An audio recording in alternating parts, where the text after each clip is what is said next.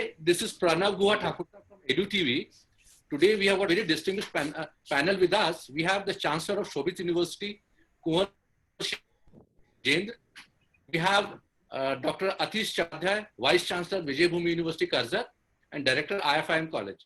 We have Mr. Uttam Kumar Jha, Principal, Choitram School, Indore, and he's also the Sahoda Head of Indore.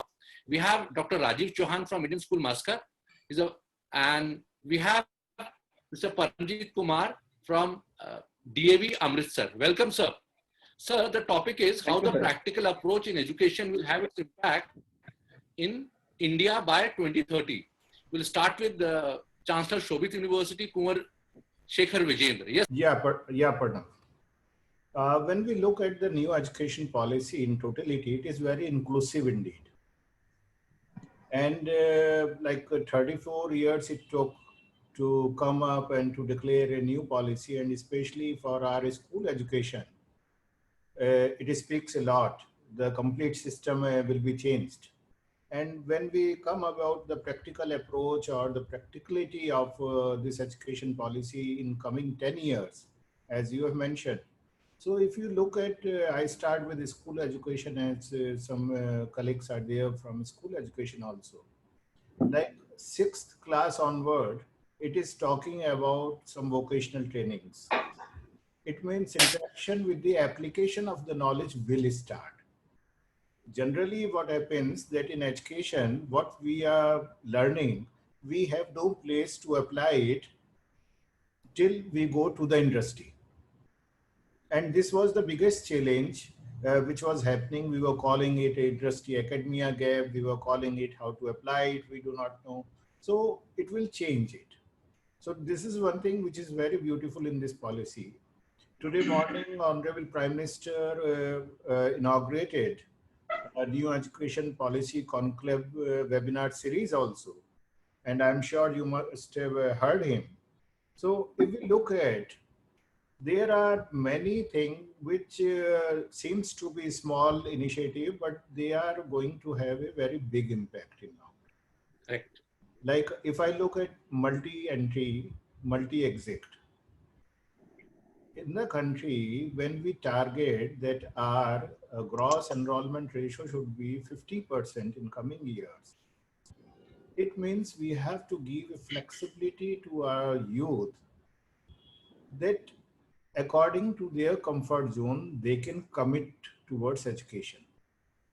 What does I mean? That they can come in, learn something, go back to the industry, apply it, come back again, earn more credits, and go back again, apply it. Or if they have some limitation, financial limitations also, they can come, learn, go back and earn, come again and learn again. So this flexibility, if we look at, it is going to make our demographical dividends, actual dividends. Like many times we call that we are the youngest country, but this population may be a disaster. Actually, it is not. Second, if I look at multidisciplinary approach, in education policy, we are very clearly talking about multidisciplinary approach. What does it mean? It does not only mean that I am an engineer and I want to learn something from law, I will go and learn it. It means that the complete creation of knowledge in coming years will have more practical approach.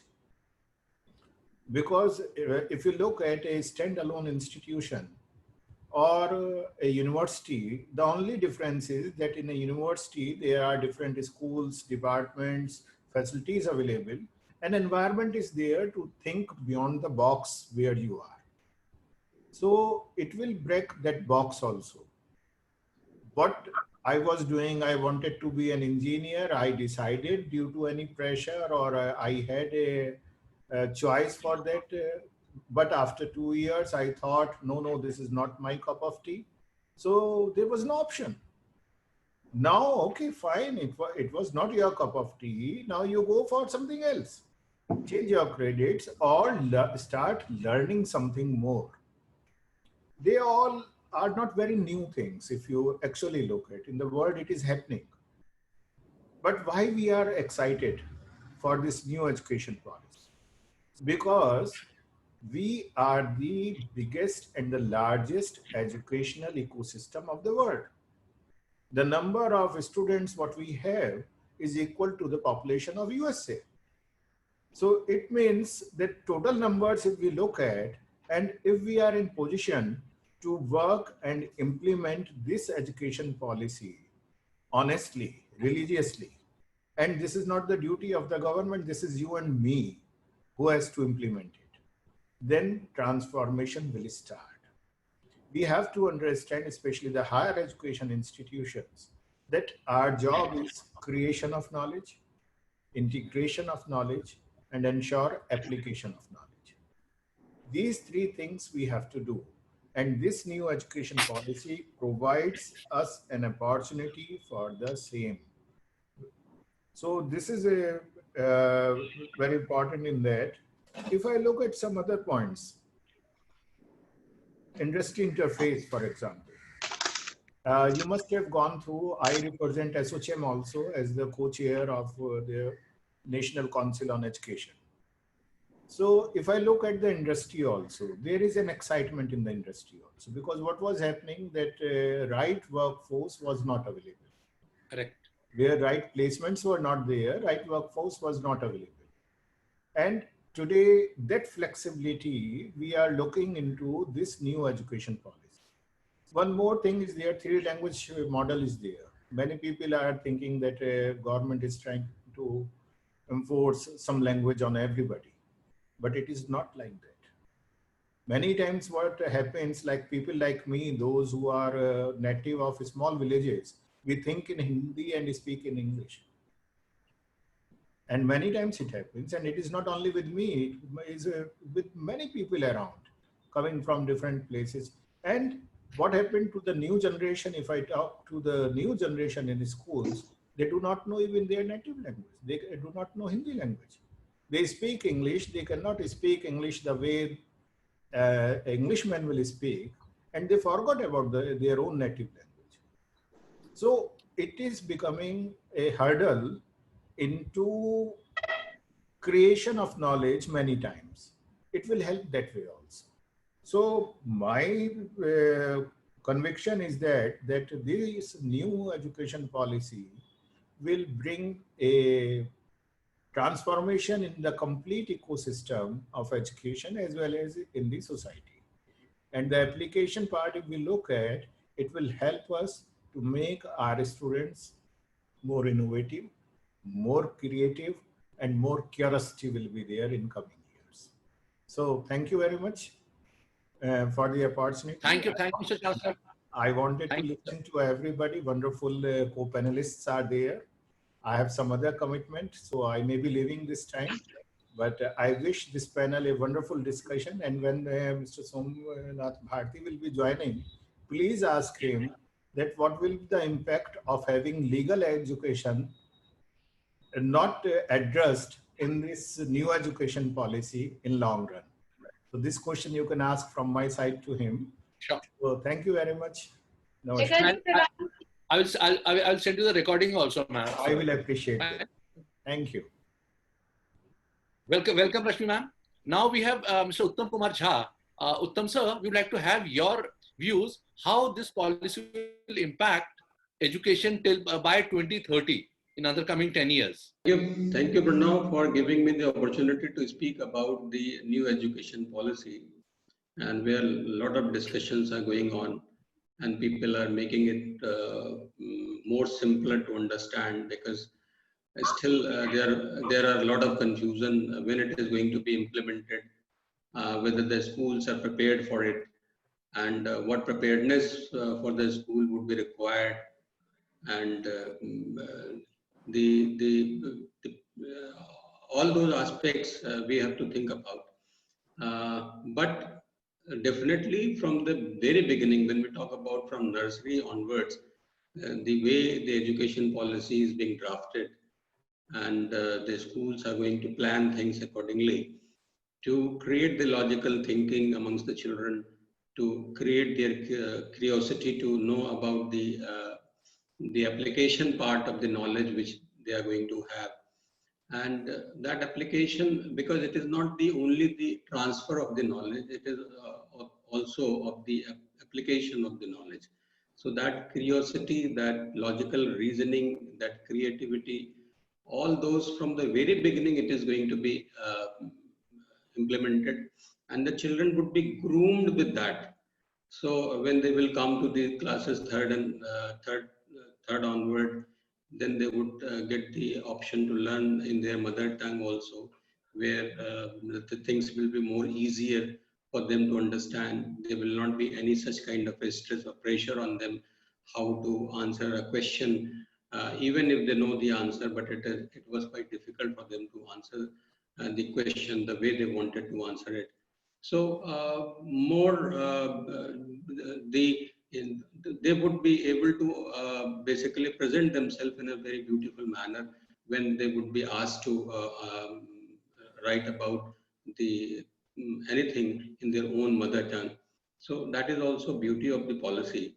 And then from 6th onward, when they would be given a vocational subject also, and they have to choose one vocational subject and a skill-based subject, because they have to pass the class 12 with one skill, and which they would like to be interested in.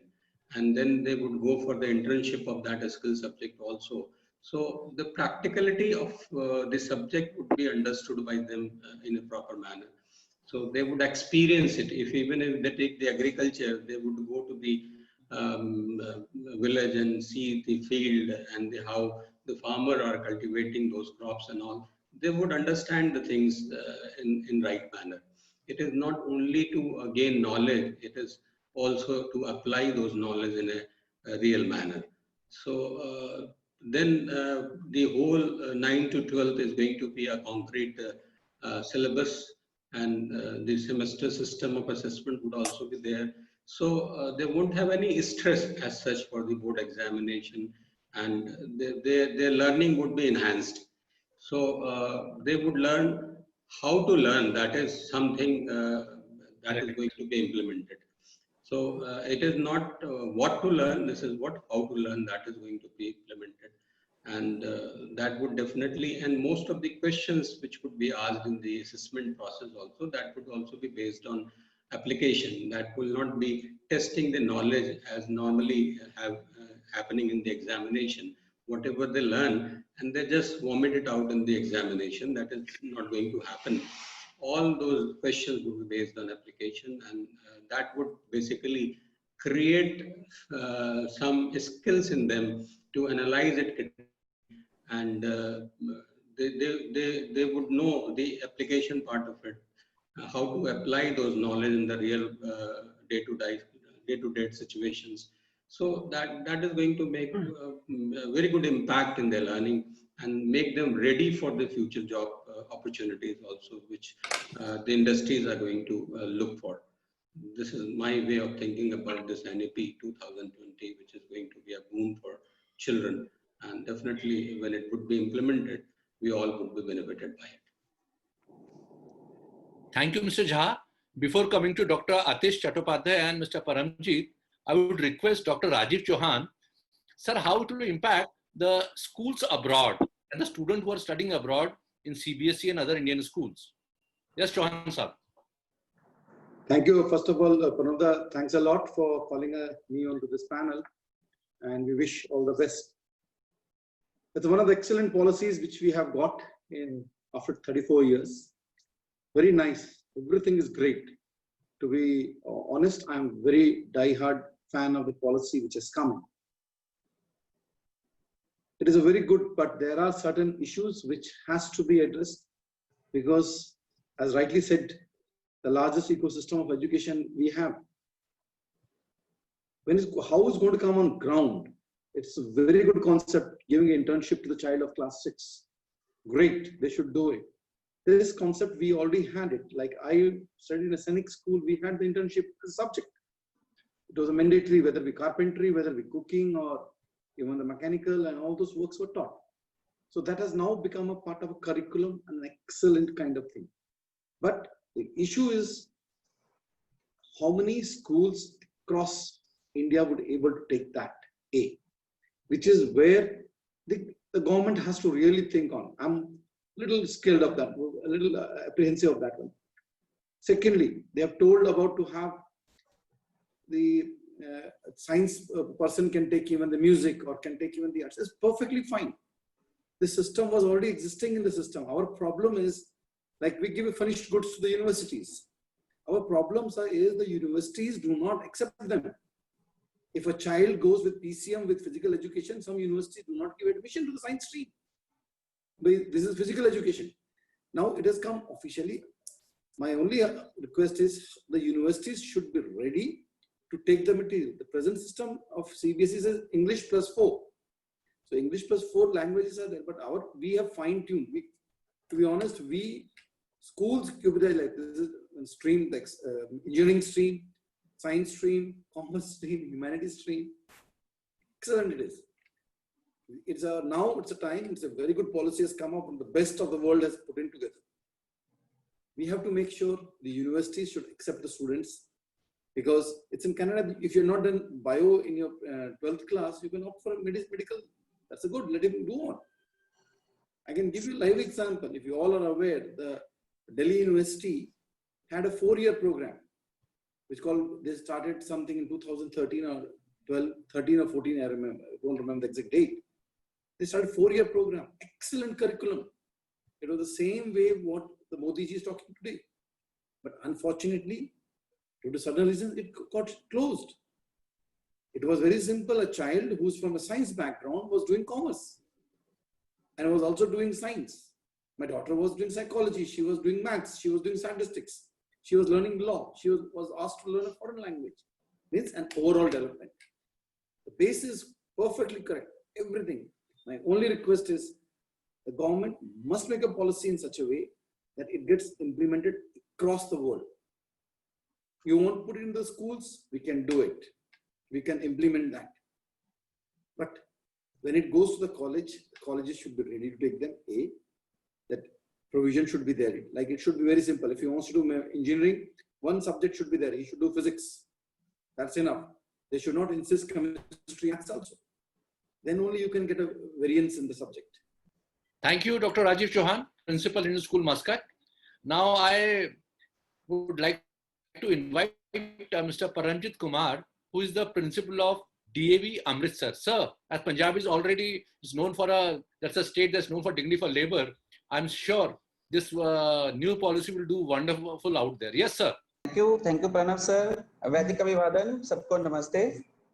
Dear friends, about this policy and the year 2030, I personally feel that it has come up at a very right time when the China has raised his head and India is ready to fight back. And at the same time, there is a change in the policy as well. My dear friends, this is my personal perception, that is the only thing which is constant in this world is change. So that change has taken at the right time. And whenever the change takes place, it is always for the betterment. So let us accept it first of all. And the policy, the points have been discussed by my seniors as well, because it's a dignified, group you have invited today. They have talked about certain points I will not be repeating in order to save time. But then definitely there are certain things like the self-evaluation that is most important. And in this policy, there is 360-degree self-evaluation. This is 360-degree assessment where the child is assessing himself, the teacher is assessing the child, and then the peers are assessing the child. And the child is given the degree on the basis of the same. We talked about internship. That is a wonderful thing because the hand-on learning is always better than listening to anything else. So this policy ultimately is bringing the child wants to be. That it is bringing the idea that every child has a potential and can do wonders. But at the right time when the child is given the, training, when we talk about, by example, if we say Sachin started playing at the age of 7 and became the master blaster. So same way the child who wants to dwell in one of a particular, field is getting the hand-on learning in standard 6th or 7th will definitely prove to be an asset to the institution, to the nation as well. And then there are certain other issues like academic band of credit. It's a wonderful feature of this policy. Academic bank of credit, that today I started my, started with something, and tomorrow with, for any reason, maybe because of my health, because of my financial position, because of COVID as well, I could not continue with that. But till the date I have studied, it remains there. And whenever I will restart, the credit will be given to me. It's a wonderful thing, it was not earlier. And by 2030, I feel if the policy will be implemented in its spirit and letter, we will be the first one in India, first one in world, and will be better than many of the countries, many of the developed countries. When we say we are developing, maybe we'll convert ourselves into the developing countries, because by the 10 years, almost all the students, they will be having the skill with them to perform something and to earn for themselves, which will contribute to the national income. And this policy has come another important time, when the Vice Chancellor from Bombay was talking about that it has come at the very right time. Reason being that earlier, if you talk about 6 months back, the students and the teachers, they were not tech savvy. But today, when we look at it, the students are smarter than the teachers, and they are having that inquisitive brain, and they're putting their brain into everything to try to grab and learn everything. So this policy at this time can definitely bring a change if it is implemented in the right spirit. Thank you very much, Pranav sir, for giving such a wonderful opportunity. No, pleasure. I think we got introduced today early morning only, isn't it? It was pleasure hearing you, sir. Now, Same here, sir. Thank you, sir. request Dr. Atish Chattopadhyay, Vice Chancellor, Vijayabhumi University. Sir, will it affect the intake in a good way after this policy? Dr. Atish? See, the point is, it is, it is not a question of intake, but it is a whole issue of how opportunities are going to get created. Okay. I would, say two things. As far as the school education is concerned, earlier, it was very well mentioned by one of our co-panelists that the whole issue of from class 6th onwards, some kind of a, vocational training. But more importantly, to me, what is interesting is that distinction between curricular and extracurricular, the rigid compartmentalization between science and humanities or arts being, that great wall being dismantled. So that distinction between, I would say, streams, curricular and extracurriculars, that is something which is going to serve one of the key elements of this policy, which is to develop holistic individuals, the focus on holistic development.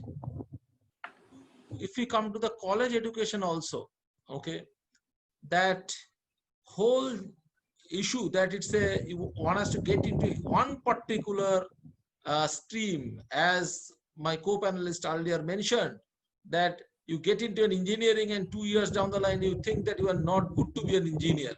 I think that issue of, choosing credits and being able to bank your credits and take courses as per one's own choice, one's own passion, and one's own, I would say, orientation. I think that is the key element again. So this multidisciplinary approach,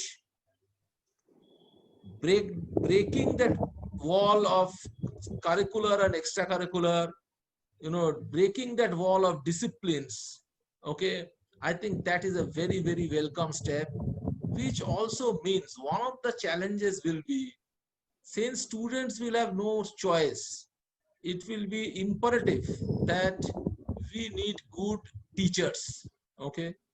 Right. That is the key challenge. As the choice for the students increases, then the demand for good teachers go up.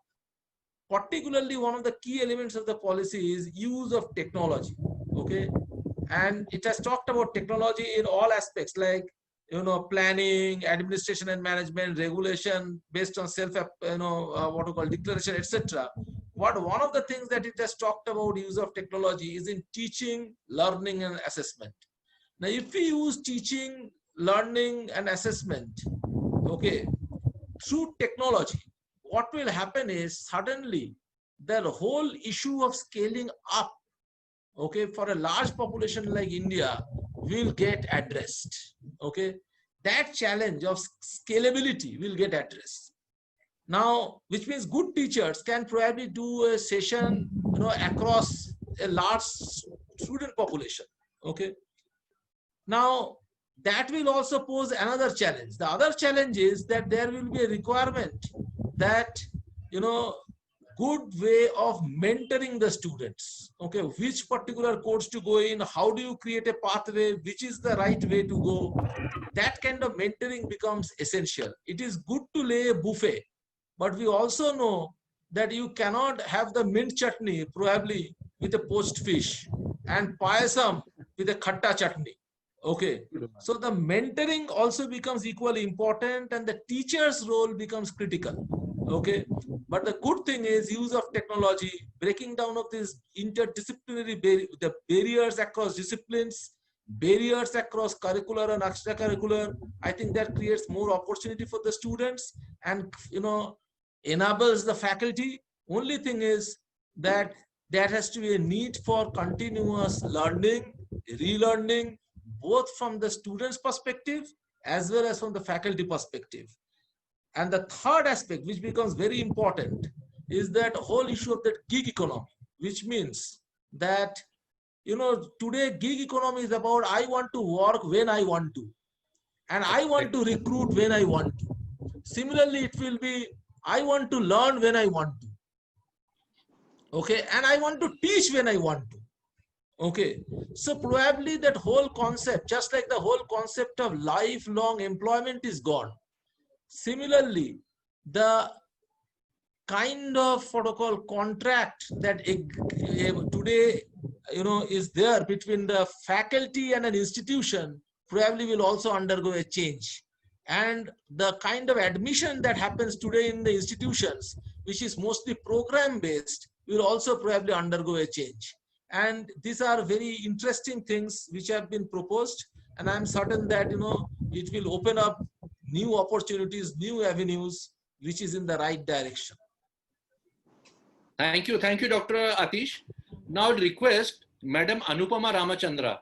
She's the principal of Delhi Public School, Electronic City, Bangalore. Ma'am, your view on the new policy and how it will put its impact. Welcome, ma'am. Thank you, Pranav. Firstly, my apologies to all the panelists for joining in late. It was due to an unavoidable circumstance that I could not join in on time. So my apologies for that. And thank you, Pranav, for inviting me to talk on this very, very, new topic that has come up for all of us to discuss and, find out how we are going to implement the NEP that has come after 32 long years. So at the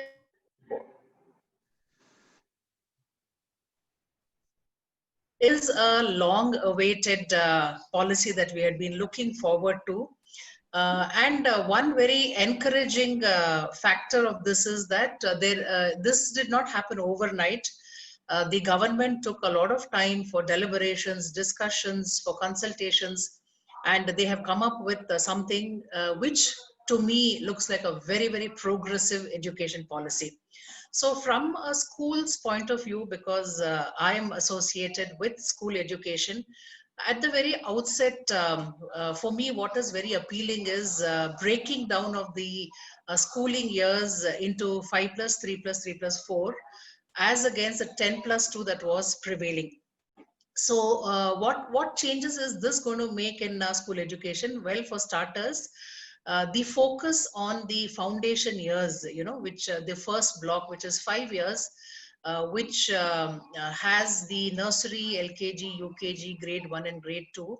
This is a very, very welcome change that I see, because all of us know it is accepted globally that all the mental faculties of a child is developed during these years.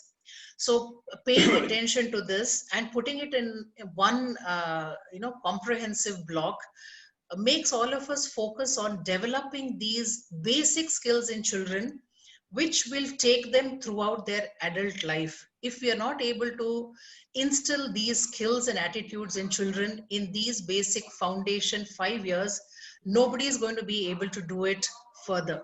So the importance has been recognized and has been included in this policy. So I'm very, very happy that the basic numeracy, literacy, and the attitudes can be focused on in these in these years, and of course the other years also, and even the last block also, which is of 4 years, which has the grade 9, 10, 11, and 12. It is a very, very logical blocking that they have done, where we focus on adolescent years of children.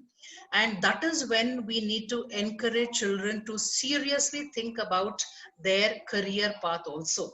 Career counseling can happen from this year on. And really, you know, I'm very, very happy to note that they have brought in 10 days of bagless days at school.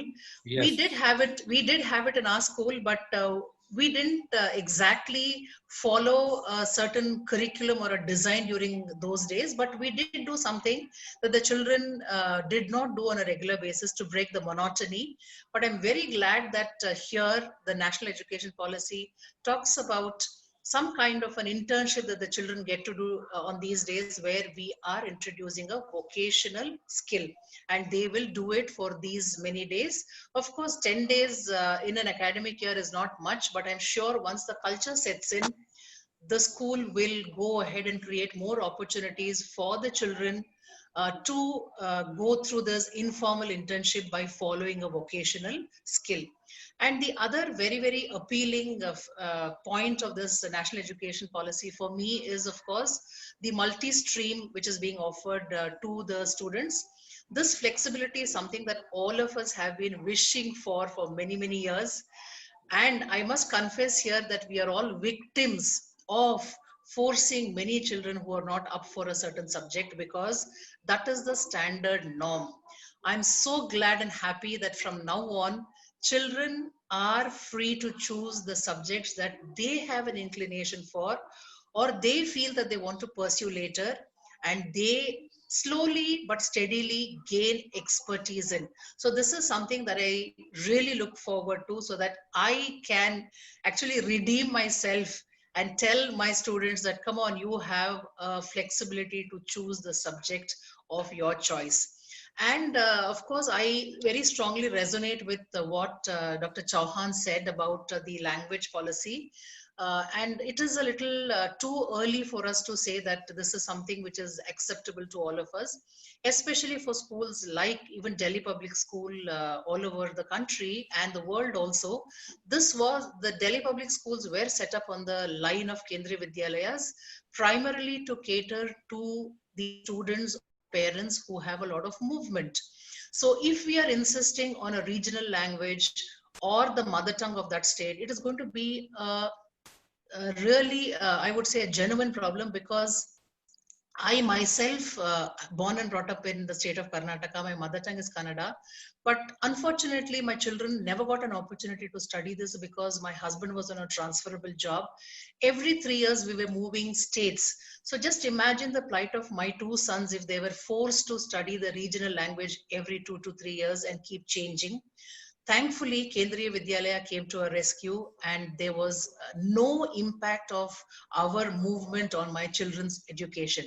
So I think this policy will have to look into this and give that flexibility to the states, so that the parents should be given the choice of language for their children, because for genuine reasons, sometimes they cannot let their children take up the regional language or their own mother tongue for that matter. So this is something that we really need to look into.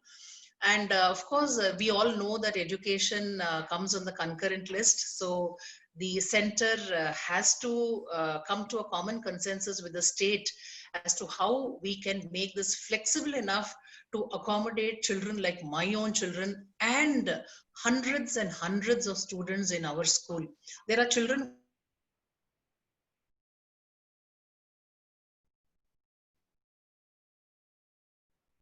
Anupama, we can't hear you. There is some connectivity issue. Yeah. Are you able to hear me? Yeah, now we can hear you. Okay, so I don't know which part of my conversation you were not able to 2 hear, minutes, if you Pranav. repeat, it will be great. Pardon? Last 2 minutes, if you repeat, it will be great. Okay, sir. So I was actually, sir, saying that I very strongly resonate with what Dr. Chauhan has said about the language policy, that in this matter, we cannot say that one size fits all, because due to movement of parents, it will be very difficult for us to enforce the regional language or the mother tongue of the children. My own children, I was saying, had to move state to state every 2-3 years because of my husband's job.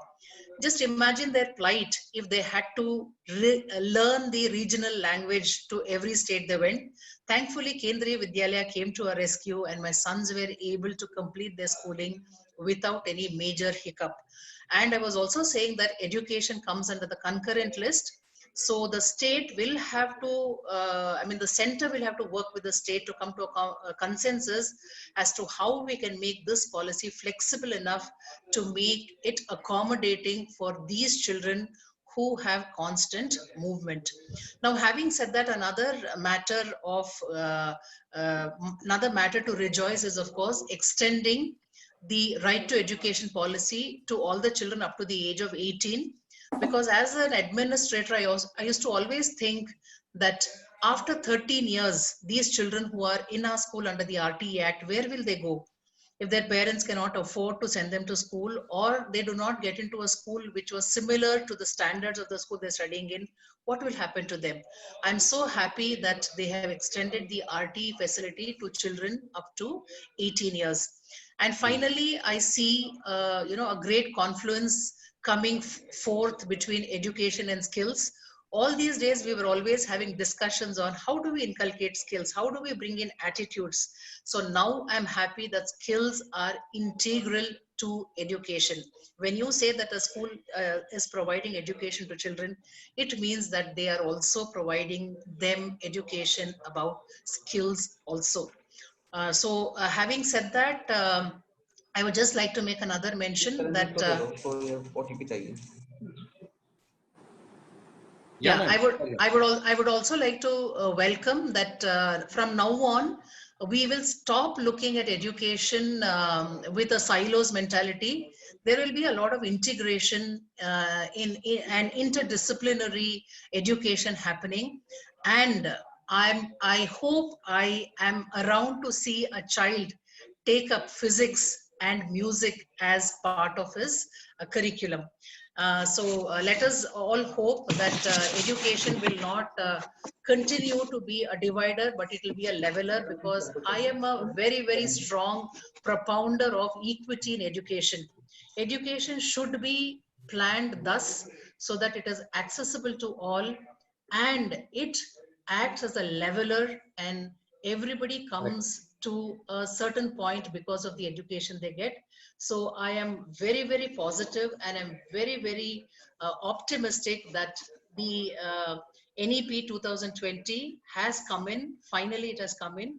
And this holistic, flexible, multidisciplinary policy that has been greatly aligned towards the needs of the 21st century will bring about a lot of positivity, and we will be able to achieve the sustainable development goals also. Thank you, Ms. Anupama Ramachandra, Principal, Delhi Public School, Electronic City, Bangalore. Thank you so much, ma'am. It is always a pleasure hearing you. Just to add one thing, I just heard an example yesterday. One girl took film and television as the major course, and she also took biology. So everyone was surprised why she has taken these subjects. Then she explained them that I want to become a wildlife filmmaker. So she can have both the things. So I think Mr. Paramjit wanted to add something. Param sir. Yeah, so I just wanted to ask, talk about the first segment. That is the ma'am was talking about 5 plus 3 plus 3 plus 4. And the 5, when they said it is a regional language, basically the idea is this is again my perception that I believe that they take care of the saplings and the trees take care of themselves. When the students, they are attached to their roots, to their mother tongue, they are better citizen than anybody else is, because our culture, our ideas, our the whole society in which we are living in, that is what we are becoming. First the child observes the parents, then the teachers, then the peers, and then the child becomes what the child is capable of.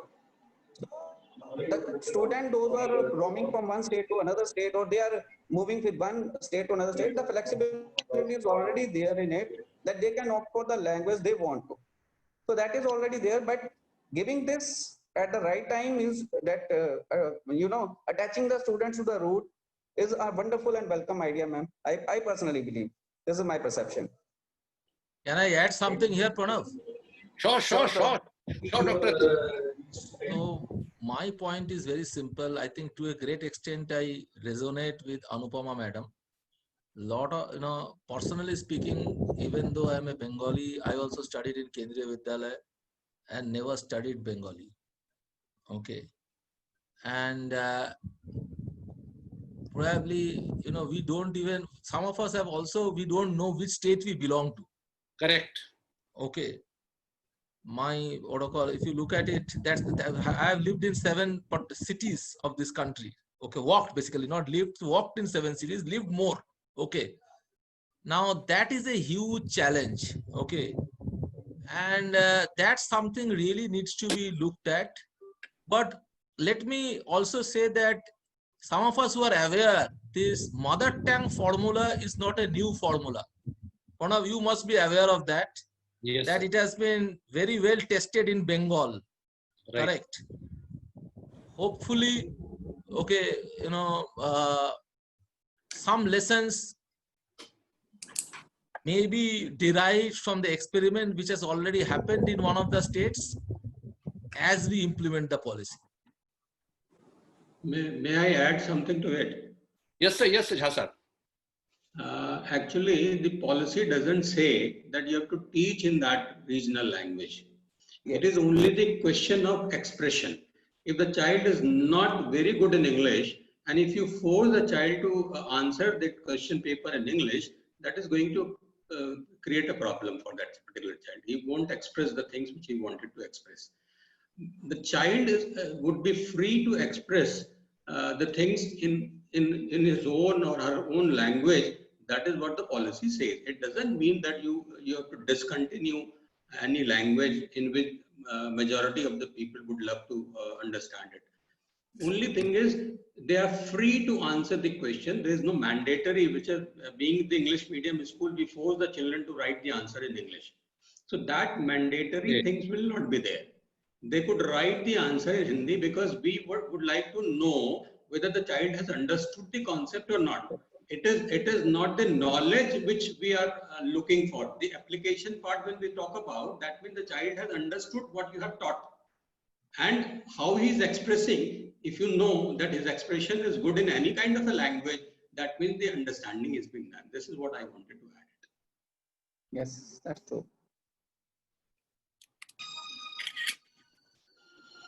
Thank you so much. Thank you. I think it was a wonderful discussion. Every day we will be talk on a certain topic of all the headings of NEP 2020, and we'll invite you again and again to disturb you again and again. And this will be very good for all the stakeholders of education. Fine. Thank you, Dr. Rajesh. Thank you. Wonderful For joining us for this wonderful perspective. Such a very short time. Thank you, Atish sir. Again, you joined us in a very short time. Same Thank to you. Jha sir. Thank you to Rashmi ma'am. I'm sure Rashmi ma'am will be very happy. She can get a lot of apprentices and a lot of interns now from schools and colleges. Thank you, Param sir. Thank you, sir. God bless you for wonderful. Thank you so much, Paramveer sir. Thank you, Thank everyone. you. Thank you. Thank you. Thank you, everyone. Thank you. Thank you. I'll just send you the link. Thank you. Thank you.